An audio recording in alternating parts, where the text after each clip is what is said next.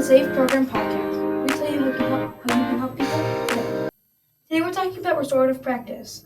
Restorative practices are used in schools for fostering an equitable and positive school culture. Restorative practices focus on strengthening relationships and connections between individuals, both youth and adults in a school community. And on today's podcast with us, we have Miss Chudikoff. Hello, I am the assistant principal here at Amherst Junior High. Thanks so much for having me, Brandon. So I'm going to ask you, why do you think people bully? I think that's a pretty tough question, but a lot of times if we think about behaviors of students, we have to think about it like an iceberg.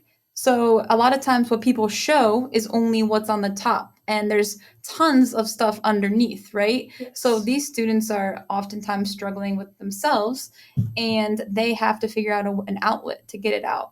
So most of the time when someone bullies, it has more to do with them than you. Yeah, that makes sense.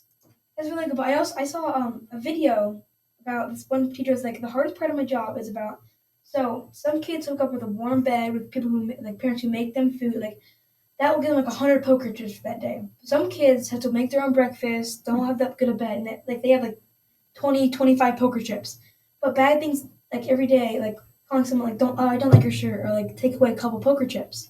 But hey, I like your shirt. Here, hear this guy out on a couple poker chips. So I think that's like a really important thing to look at and be nice to kids. I love that. That's exactly what restorative practice is. It's about understanding more about the whole child. There was this research that was done in the International Institute of Restorative Practice, and they were saying like how humans are hardwired to connect. Yes. Like that is what we are meant to do. We're supposed to connect with each other, which is why restorative practice is so important because kids and adults thrive on having really meaningful relationships. And so if someone has no one to talk to at home, or if they're going home and they're just sitting on their video games all day, when they get to school, they might not understand how to make those connections. So another thing I wanted to ask is, can I still be friends with the person that bullies me or not? Yeah, you can definitely try to have a friendship with those people. It would just depend on how you go about restoring that relationship and if the person's ready. So a lot of times, you have to make sure everyone's feeling comfortable in the atmosphere where the restoring is happening. And so if people feel comfortable in that moment, then they're more willing to express their voice, which can solve the problem faster. Yes. And then it can also lead to a change in behavior because it leads to a change in mindset. But it might take time to be friends with that bully for you and for the person who's been causing this harm. So another that walks into that. How can you repair the harm that's been done to you or others? Oh, so in order to repair the harm, it's not going to happen right away. It's going to Yes. take time, and the most important thing to do is to have a conversation with that person. Yes. It needs to be an open conversation because each person has to be able to share their side. Yeah. So maybe if you're feeling like you're being bullied, but the person being bullying you had a different perspective of what was happening. And so it's important to understand both perspectives, talk it out, and then if you're able to come to some sort of agreement, see where the relationship goes from there. But honestly, what I think is that it might not always take a while because bullying might not be a thing of hatred, but what's also going on at home. Exactly. Because like you have no idea what's going on. They could have abusive parents, mentally. Like you have no one knows what they're going on at home until you go in their shoes, until you see what's happening with them. So true. And that's why it's important to give everyone a little bit of grace. Like for example, think about a time when you woke up and you just woke up on the wrong side of the bed and you stepped in dog poop when you got up. Ugh. And you got rained on walking to your car. Like do you think, and then something happens at school, right? Like 10 poker chips. Yeah, exactly. And then something happens at school and you just blow up. Like you just get so angry. Well, you typically wouldn't act that way, but since you're coming in from such a rough day, it's important just to think about what everyone has going on. Welcome to the Safe Program podcast, where we tell you how to help people. Today we have Miss Kirchbaum with us today. Yeah. So we're gonna look on what are the signs of depression or suicide, and when should I tell an adult about that stuff. All right. Well, Brandon, thank you for having me on your podcast. I am the school social worker at Amherst Junior High, and so I'm really glad that you're doing this. I think it's a really good topic, and I think kids can help in a lot of ways. Yes. Yeah, absolutely. So, some ways.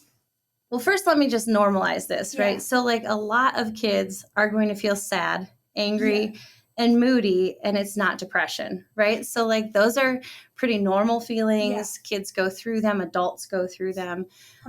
When we start to kind of put that into the depression category is when it starts happening often and frequently. So when you see somebody who has these bad moods, quote unquote bad moods, that last for weeks, months, years, hopefully not years. That's when you start to say, ooh, this isn't right. Like this goes beyond just a little bit of moodiness. But I also want to say that it's pretty common for kids in this age bracket to suffer with some depression, right? Like even if it's just symptoms of depression, kids, it's about 20% in your age group in middle school. So I actually asked how many kids are in the 6th grade class right now, and you guys have about 278.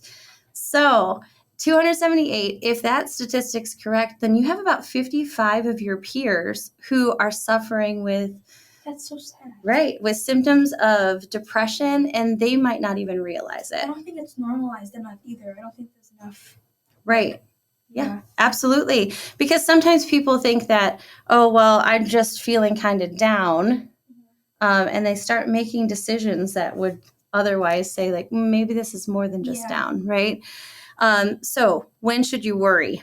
Is that what you want to know? I would want to listen. When should I tell an adult? Because I don't think people are like, oh, snitches, you get stitches. But I think if it's too bad enough, there needs to be an adult involved. Right. So I guess I should go back to signs and symptoms because it's like a little bit. All right. So if somebody that you know seems sad or irritable more often than not, so this is like just like their day to day all the time, not just like a mood. We're talking about like they're seeming like they're more sad and angry most of the time, most of their days. If they're tired, if they don't have energy, if you see them giving up on things real easily, right? Like, I'm just not going to do it, right? Putting little effort towards schoolwork, they're not engaged at all. Maybe they're having trouble concentrating in class. Maybe they're not engaging with their peers. So like friendships that you used to see these people kicking it all the time, and now they're like, I just want to go home and go to sleep. That might be a sign that, ooh, this is not okay, right? They're not enjoying things like maybe somebody who is into sports or things like that. Maybe they're not. Like isolation, physical, so they're withdrawing, they're isolating themselves. And then if they're missing a lot of school, right? So we see a lot of this with kids in the junior high. So when kids start missing a lot of school, and it's not, and it's a choice that they're making, sometimes it's because they're feeling really overwhelmed, they're feeling anxious. Sometimes it has to do with depression, like they don't want to do anything. And going to school is the last thing they want to do. Because there's so many people and just, Yes, so they have to, and it's an environment, school is an environment that you have to engage with people. You can't not walk through the halls and bump into somebody, right? So, and there's lots of reasons for people to be depressed, and we won't get into that today, right? But those are some of the signs, like if you're seeing people who are just like, this is not how they typically have been in the past, and now they are, right? Like those are things that, okay, maybe I should be concerned. And some of it's just checking in. Like I think we talked about it during some of our Save Promise stuff before, right? Sometimes it's checking in with those people. But if it seems like you've checked in, hey, like you don't seem like your normal self, are you okay? And they're still just kind of getting a little darker, a little bit more withdrawn.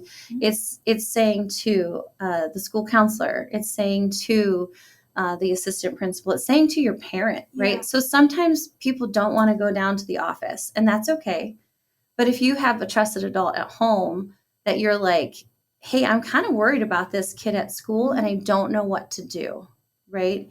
that person can, sometimes it's easier for that person to step in and help you find your voice or be your voice as well, because it's not easy to go, because exactly what you said. I think kids think that if I talk about this stuff and it's not my business, then people are going to view me as a narc or, you know, like a snitch. And really, like, it has nothing to do with snitching on somebody when you're concerned about their well-being. Yes, absolutely. So, I mean, that you would just step in when you would include an adult when you've done something and you're like, I feel like that hasn't helped. Yeah. Right. So or maybe that's just some people are comfortable including adults. So include adults if you're comfortable with it. Right. Yeah. Like, tell the guidance counselor, and you don't have to go to the office. That's the other thing, is like, everybody has access to their emails, and you guys don't use them a lot. So if you have an issue and you don't feel comfortable going to the office and saying it, just typing up an email to Mr. Hercula, Mrs. Johnson, Ms. Chudikoff, Mr. Gibson, they all are open to talking, and they want to help kids too. So thank you. Yeah, absolutely.